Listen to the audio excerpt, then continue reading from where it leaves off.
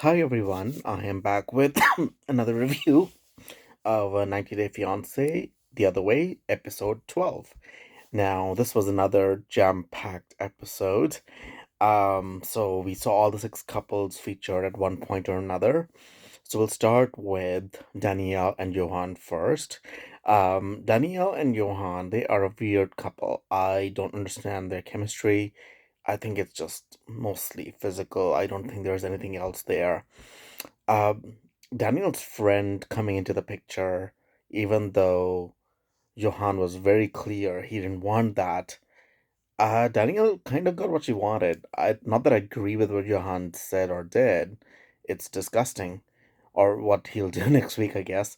But Johan's friend's weird. Sorry, Daniel's friend's weird too because he called her the smartest person he knows. That shows how dumb he himself is. So Danielle is ruining her own marriage basically at this point, because you're choosing between your friend and your husband, and even if he's your friend, truly your friend, you got to make those choices. He's your ex at the end of the day, so you have to balance that line. And Danielle does not know how to do that, so she's obviously not smart. Not that that's a surprise to anyone. Chris and Jamie, another interesting episode. So we find out this week that Chris hasn't been back for 6 months. That's crazy. And we also find out that they're blaming each other, basically. I don't know who's right or who's wrong, but Chris seems high to me half the time when she's on the show. I could be totally wrong about that, but it felt that way, especially today, when she was talking to her mom. Also, Jamie said that she made her quit her job, and we do remember that they were looking for drugs to open the business. So it's hard for Jamie to find a job, but I guess she's not trying hard enough, so I don't know if anybody's right or wrong on this one. I think they're both right and they're both wrong, but Jamie's more right, according to me at least. So really, really weird. And Chris hasn't paid the rent for a few months now. That's really bad. That shows what kind of a person she really is. But they're blaming each other, so who knows? The next one is Jen and Rishi. They are explosive at this point. Rishi's lies are stacking up against him. So Jen's plan to uh, hire the translator and basically attack the family with all these questions. This is not going to end well. If the translator said this is twisted, so we know it's twisted. I understand Jen's frustration. I totally get it. But at the end of the day, this is the wrong way to do it. Um, so I don't know what's gonna happen. It'll be very interesting next week to see what how the mother reacts. The other one, Gabriel and Isabel.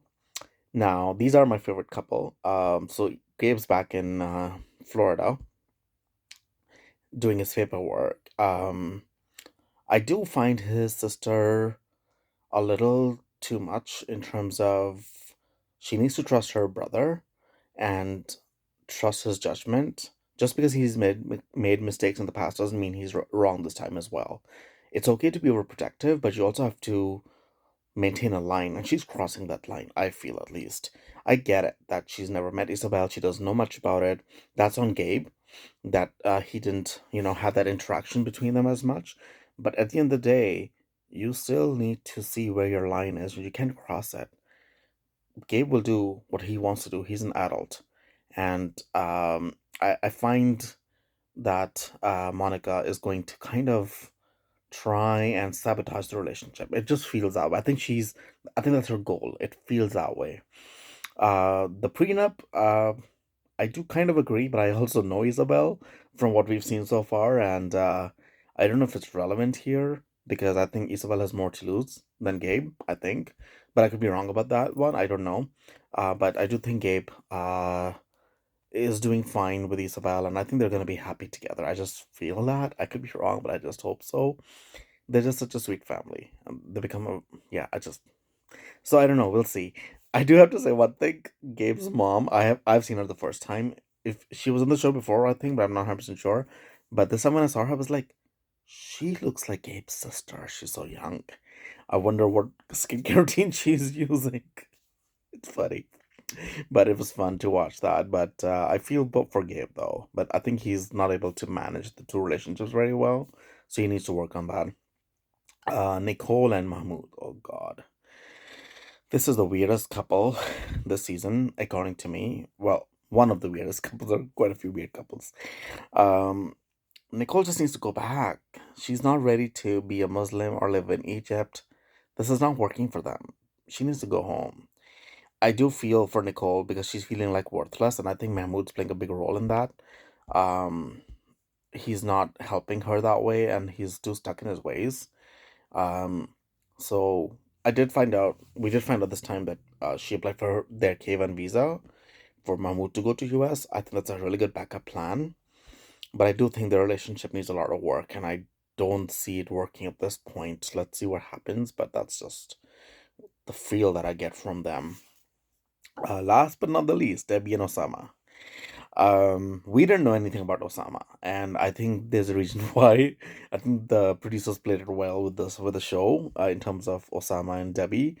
Uh, Osama is definitely playing games, 100%, because he's telling his family he's gonna go to US, and then but he's telling Debbie, or at least he was telling Debbie before that she was gonna move there. So there's obviously either miscommunication or there is definitely drama going on there. I think Osama's playing games.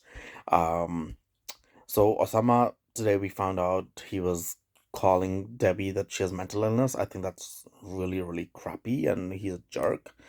And I think Debbie should just leave him. I don't know why she's with him. I understand that she's older and she has more faith in him, but come on, I think Debbie deserves so much better. The whole donkey scene I thought was really funny, but the poor donkey, I feel bad for him. I don't think donkeys. You're supposed to ride the donkeys. At least I don't think so. I could be wrong, but that was kind of weird. But we're gonna see next week in the previews that Osama's gonna get worse. So Debbie really needs to leave him. Really do. So all these couples are like really hitting their mark there. What did you think about this episode? Did you have fun? I enjoyed the episode. I did watch it a day later, unfortunately. That's why my review's another day late, 2 days late.